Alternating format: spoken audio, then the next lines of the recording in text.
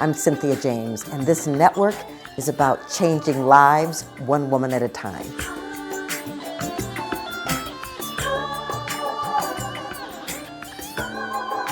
Hello and welcome to We're an Awakening. I'm your host, Cynthia James. I get the honor of introducing you to extraordinary women that inspire me, women that are change makers, and they have stepped out of the ordinary into the extraordinary because they really have a deep desire to be in high service. I believe that women are emerging on the planet, that we are here changing lives, one person, one community, one neighborhood, one nation at a time. And so my guest today is someone that is near and dear to my heart. She is a friend, but I also lean into her amazing advice. Her name is Karen Russo. She's the award-winning author of The Money Keys. And with her unusual blend of experience as an MBA from Columbia University, a top-selling salesperson, an accomplished corporate leadership trainer, and an ordained interfaith minister, Karen shares from her 25 years of success in business and personal growth. Her work has been endorsed by many, including Dr. Michael Bernard Beckwith of Super Soul Sunday and Sharon Lechter, who selected Karen to contribute to a chapter to Think and Grow Rich.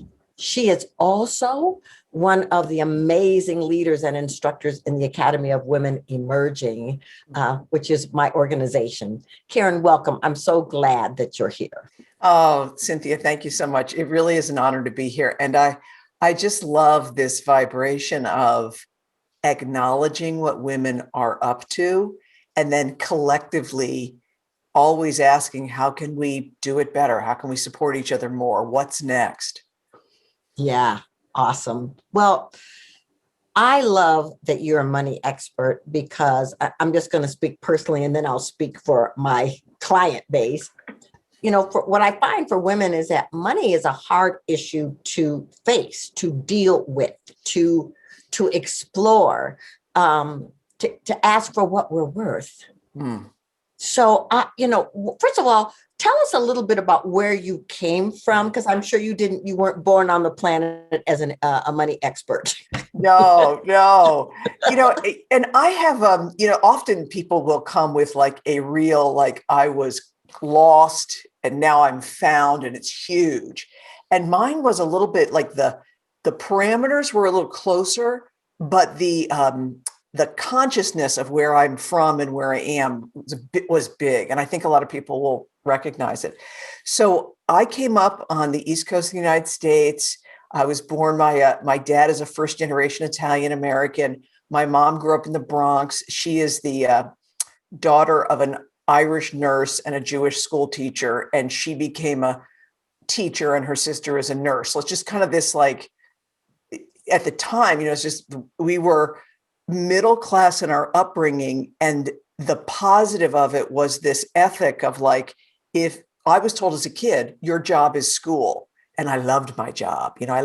So I was a very serious little girl. I loved school. And there was an ethic of if you work hard, life could be fair and money was part of it. Now, we could do hours about, privilege and systems and other things that are involved there. But just like from a kind of a personal capacity, I was set up to be able to function in a world where work, money, fairness, I had that foundation.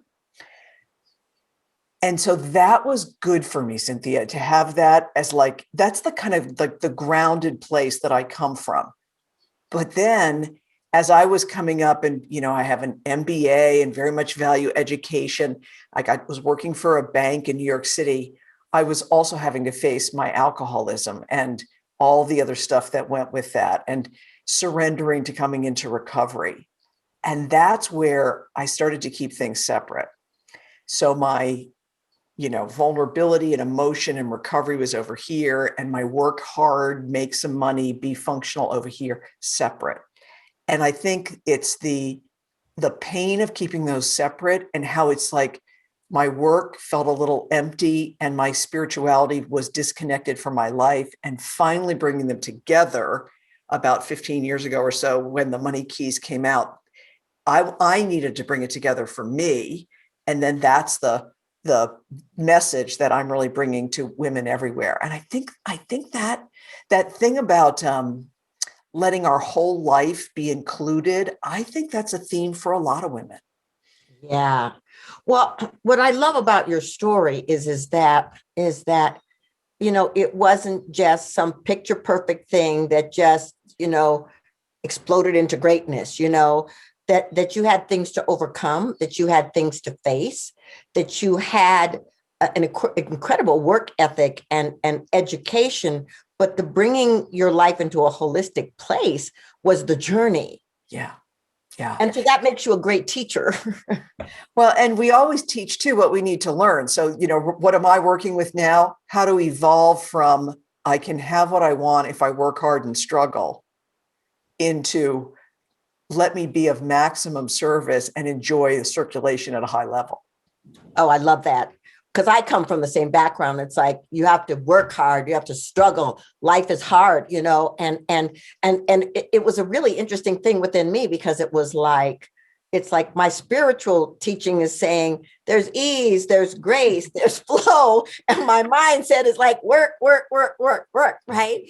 So what do you think was the switch for you that said, I can do this differently and I can show other people how to do this? I think the switch happened for me. It was more incremental than getting sober was a moment of clarity. I can't do this without help. Like I had that kind of experience. But the bringing the worlds together began in small ways. So I was working for a bank, and it was, although I was competent, I wasn't that successful. And I wanted to express myself more. And so I ended up getting a sales job for a training and consulting firm. And what I started to do there, because I was going to my meetings, is I started to bring some of the vulnerability and the humor and the being more real with people who are my clients. And this was 25 years ago when, it, you know, women wore blue suits, white blouses, and those red ties that kind of flopped. But I would be a little bit more real and talk to my clients in um, just a more humble and authentic way. And it was working. And then in my recovery meetings, I stopped hiding the fact that that I had like a competent life and I was able to support myself, because it was sort of like in some of those things, it was like a badge of honor to be on the edge. So incremental, share a little bit more of what's really happening and see how helpful it is to each other. And then, and you'll remember this, the point that really got me was where there was that time when everybody was going to these wealth building workshops, and it was like, you got a millionaire mind. I'm going to, break the board, and we're going to do tax liens and real estate. And it was mindset and it was tactics, but what was missing was like surrender and a higher something. And then at the spiritual centers where you and I have come up, and, I was studying to be a prayer counselor and then even into ministry, a lot about abundance consciousness, but not a lot of tactics. And so what I saw was, what would it be like if we could bring it together? Mm-hmm. And that question like started them really coming together. And the other thing I'll say for a lot of women is benchmark or model yourself, because there's already, for so many women, there's an area of their life like friendship or romantic love or how they are with their body or food, where they've had struggles, but they've overcome, and then they're able to learn and change and grow. And if you can do it there, you can do it with your money. I love that.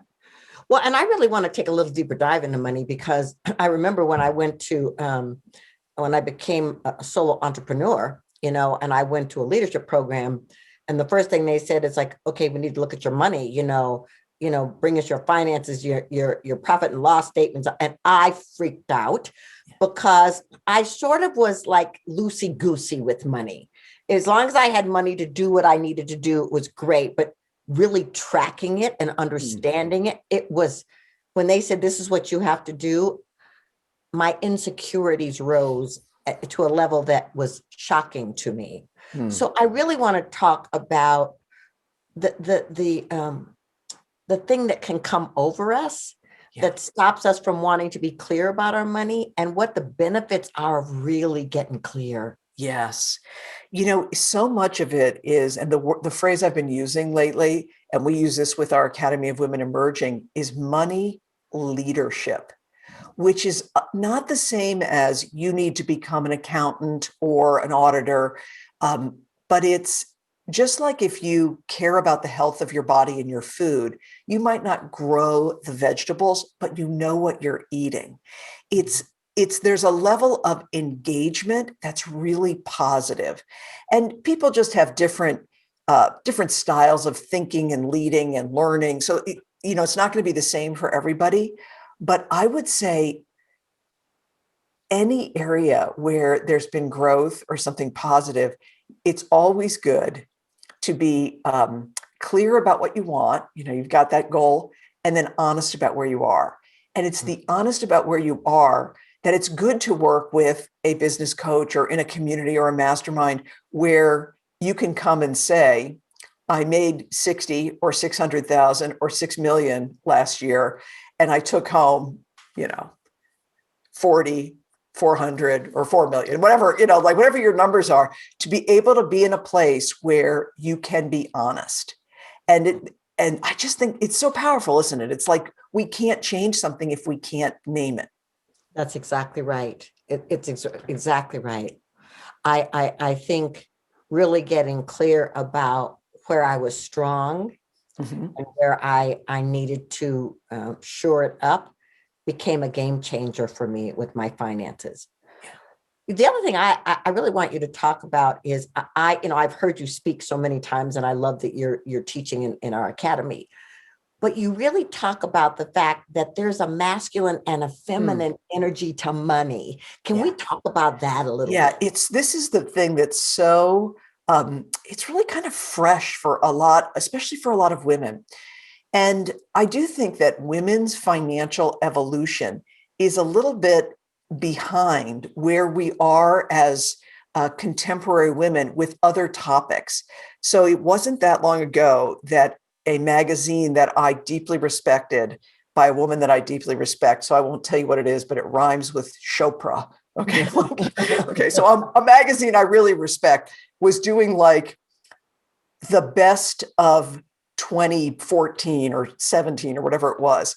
And the tips around holistic health were cutting edge. And the tips around, um, how do you configure your family life were cutting edge. But the money tips were things like, what was so old fashioned. And, it's kind of like, be a little bit afraid, save a lot, don't spend too much. It just was too small. So this is where I think women are poised to really expand, especially if we understand that money, like everything in life, has creative energy. And all people across gender expression and across orientation have access to masculine creative energy and feminine creative energy. With money, masculine energy is clarity, decision, action, the ability to say no. It's a single focus.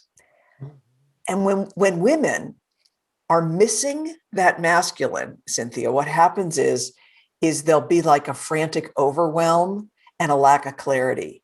But when women have masculine energy, they're able to make decisions, to say yes, to say no, to be clear, to choose, and it's really powerful.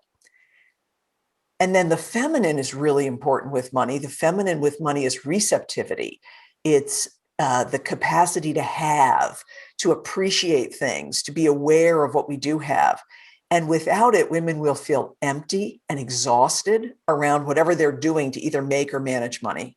But with it, there's satisfaction. And for many women, it's really powerful to understand my feminine ability to appreciate what I do have. That makes me stronger in being able to experience more. And my masculine ability to choose and to act makes me even more productive and effective. Oh, that's incredible. Yeah. I mean, that was such an aha moment for me when I heard you talk about that. And so that I can have a specific time where I really deal with my money, my bills, my whatever, from the masculine point of view, and then from the feminine, be grateful and stand in the awareness of Yeah. all that I am being given. I mean, it creates a holistic way of being. Yeah. Yeah. And I think, I just want to talk about worth. I saw this Judge Judy interview, and then she had been told she really was like one of the highest paid people on television, which I didn't know. And they said that she also, they couldn't understand, how did she get there, that she was so highly paid. And she said, I asked. Yeah. She said, I went into the meeting and I said, my ratings are higher than anybody else. And she said, and she had a list. And she said, I deserve this. And when I was listening to the interview, I thought, that is something that I've had to really work at, to ask for my worth, to, Yes. to charge for my value. And so can we just talk a little bit about that for women? Because I think it's something really important. It's so important. And there's a classic observation that often men are paid for and compensated and valued for their potential, and women are paid for and compensated and valued for like the hard evidence of what they've already done. So without getting too political, is just choose the political leaders that you would like to evaluate and run that through your mind. It's pretty common for in a field to look at a guy and have kind of a like, he could be great, and to look at a woman and think, what's she done? And all of us have some version of that. So, and we have it internalized, right? So I've got a little bit of a counterintuitive way for some women to break that is to, ironically, of course, you want to value yourself for the precious and beautiful woman that you are, for the life experiences you have that have given you the wisdom you have today. And women are really good at being aware of their impact on others. So this is the piece where it's like, if someone is to go to a emotional integration coaching session with Cynthia James, what's going to change in their life? What kind of value are they going to get? What's going to be different? And when that client has the breakthrough of no longer being burdened by an old family story, how much more effective will they be in their work, in their business, in their relationships? And what does that mean in terms of a measurable? So it's a little ironic, but for some women, start with realizing that when you come into a room or a family or a client engagement or at your job, that you make a difference, and that difference is valued. And sometimes when you understand the impact you make, that will help to get the confidence up to say, I deserve to be paid for that. Yeah, it's so incredible. I remember when I was working with my coach, and she told me that my fees were too low, and I had all these reasons why I couldn't raise them. And she said, well, let's talk about your education. Let's talk about the books you've written. Let's talk about the places she just started naming off all these things. She said, now tell me why your fee can't be higher. I was like, okay. So yeah, I mean, it's really getting clear about the value that you give, Yeah. and I love that you teach that. And I love that you inspire people to go just a little bit deeper into understanding how they are in service to others. Yes. Yes. There's a difference too between like we find our value and our worth. Everyone knows the general idea that the way you look at money is what comes in, that's called income or revenue or salary or, the receipts, what comes in. And then there's what goes out, expense, spending, investment, like it goes out. And typically to grow in wealth, one of the basic places to start is that you live within your means, meaning that your life and household requirements are covered by what comes in. And then the what goes out for life and household, then you have more that's left over that could go into investments for savings, or if you have a business, you're investing back in the business.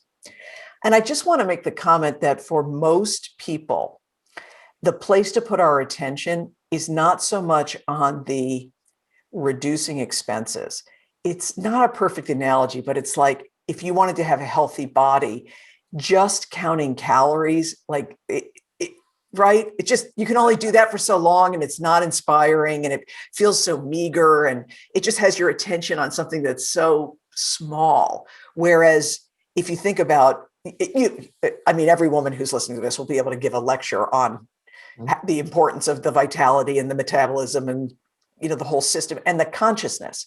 And so that's the other piece I think it's so important, is like, let your consciousness lead the possibility of the greater inflow and the streamlined, excellent stewardship and outflow, rather than budgets, skimping, saving. Yes. Oh my gosh. I hope y'all wrote that down, because that is really important. So before I ask you the last question, I want you to tell people how they can find you, how they can work with you, or join one of your groups. Yeah. So the best place to go is themoneykeys.com, TheMoneyKeys.com. And there you'll see some wonderful complimentary downloads. I've got a new thing coming out called the Lead Your Money Kit. And you'll also see ways to use my audios and videos and readings and tools in a variety of self-study ways. So themoneykeys.com is the best place to go. Awesome. So the last question I ask is the same for every guest.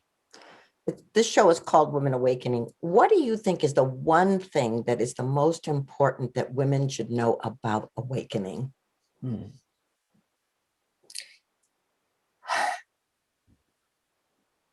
That it is always possible, and that it's essential for our own soul and spirit, and essential for the whole. And I really do believe there are challenges in our world that only the awakened woman and awakened women, like, we must be in that place to be able to lead and contribute in a world that, I love what Marianne says, a world that needs us at our best. I love that. Karen Russo, thank you so much, not just for being on the show, but for being on this planet and being willing to share and open the hearts and minds of people to be conscious with their money and value themselves. I so appreciate it. Thank you. So ladies, we do this once a week. You get to come and meet new, fabulous, inspiring women, that are just like you. They are dreamers, they are creators, they are expressives. And the only difference may be that they've stepped into that place of their own inner power and their own inner purpose. So please come back, meet them. We're on Spotify, iTunes, Apple, Amazon, YouTube. Subscribe, and you'll get notifications every week of what's happening. I'm really grateful to be with you. And I want to leave you with this thought. You are a dynamic expression. You are extraordinary. You are unrepeatable. You're a unique expression, here to do great things and to shine your light in the only way that you can. No one else can do it that way. And so whatever your dream is, whatever your desire is, I invite you to wake up, open your heart, and step into your greatness. I'll see you next week.